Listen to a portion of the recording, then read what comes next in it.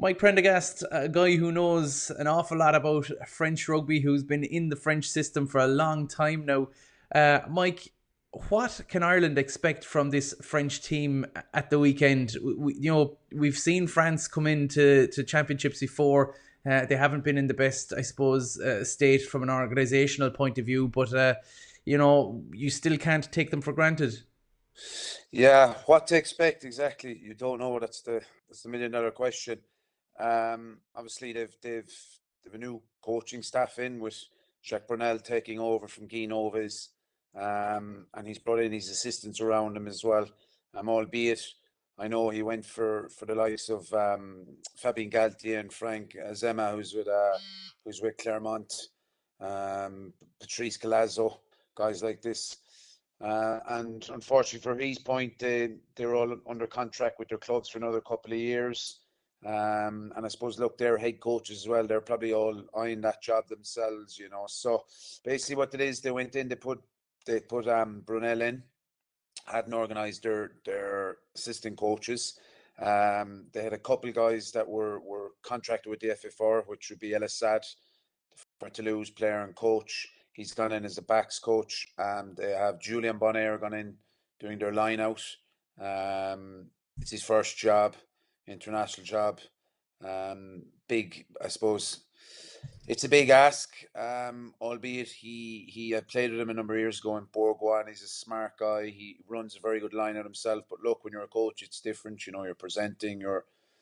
You're the I suppose you're the person that they'll turn to when they need answers, you know. So, and then they've brought in Sebastian Bruno also, he's into his third year of coaching. He's going to do scrum there.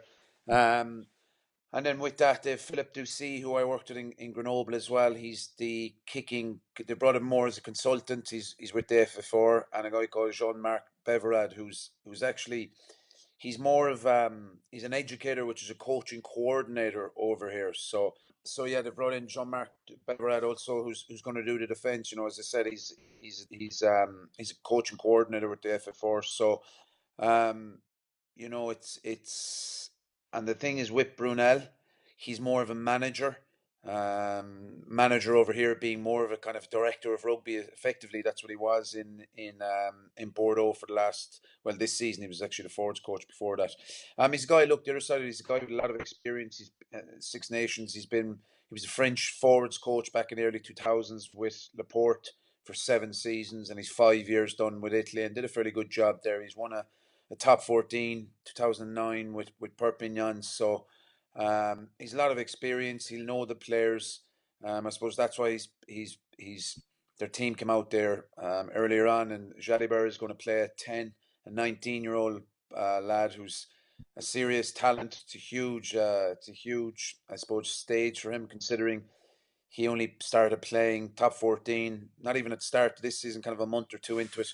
He actually played against us here in Oyonnax the end of September.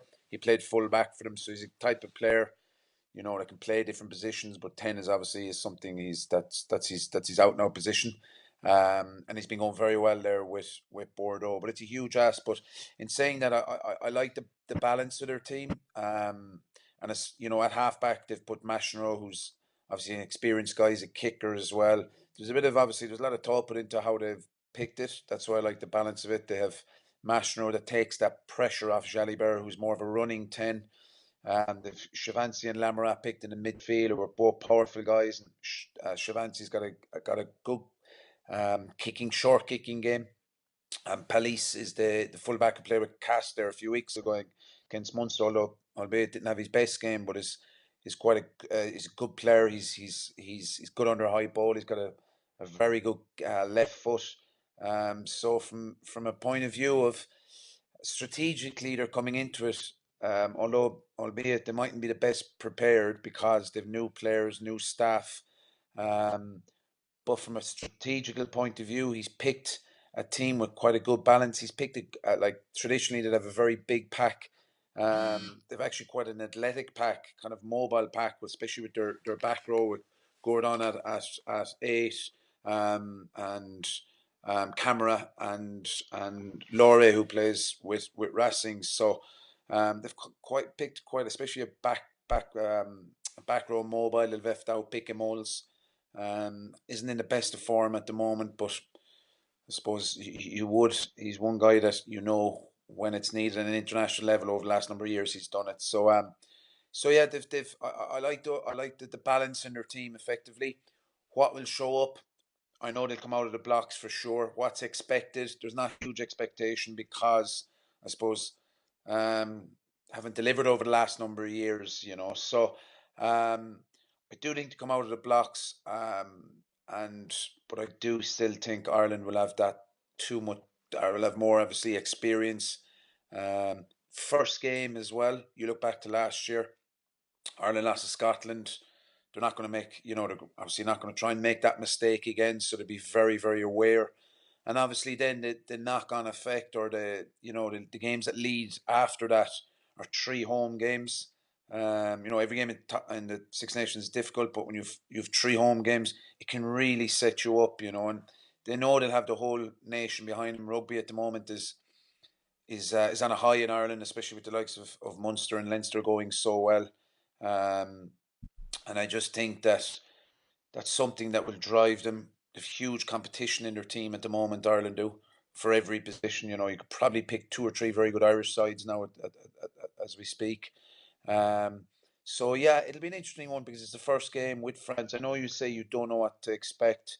I do expect a small bit more balance. I think they're being written off a small bit. As I said, it's the first game, but yeah, it'll be interesting. I suppose, if you look at Ireland, if you look at the way Joe Schmidt coaches his sides, he's very process driven. Everything's very methodical, and taking that into account, this is an Irish team that should be further down that line than a France side who have a pretty new side, lots of new faces, and who have a new management team as well that maybe wouldn't have had that time to bed in to get those kind of structures put together. Absolutely, and you got to look at it, and you can say, form isn't everything, but I just think you look at the Irish team; it's going to be predominantly made up of bar maybe four positions of Munster and Leinster players who are both, as I said, both on form at the moment. Big players on form. There's just so much experience. That's the thing. And when you speak about experience even going back to last year in their first game where they were away from home and they came up short against Scotland. So I know that something like that will be driven all week.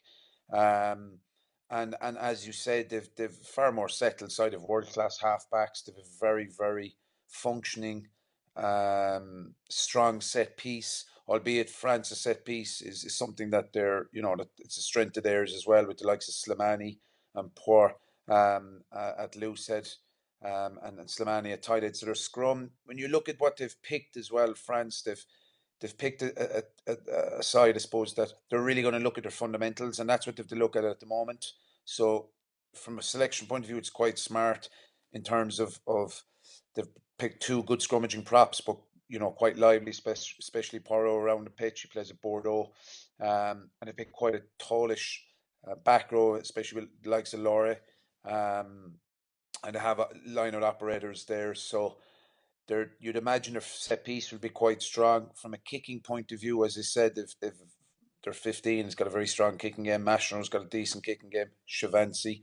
So from that point of view, I suppose the French have that bit of balance. But you on the other hand, you look at Ireland and you look at the balance they have, and the players and the form and the experience, and there's talks that James Ryan might come into the second row. Great call, bringing in a younger, inexperienced, but what a game to bring him in, and just that little mixing and matching. You can see there's one eye as well with Joe, obviously further down as well. He's not, in three or four players. It's an interesting selection, James Ryan, if he does go in, because it's a front five at his age at 21 or so. But I like, and I like the thought process put behind it as well. So yeah, I just think Ireland will it'll take a bit of time to squeeze them, but I think, and I know traditionally you'll say last 20 minutes, half an hour, albeit France have a couple of players to come off the bench as well that are interesting, the likes of Dupont and Bello at half back. Dupont's an outstanding talent, but I just think they're young guys. You look at Ireland's bench; it's incredibly strong, and I think they'll finish the game stronger.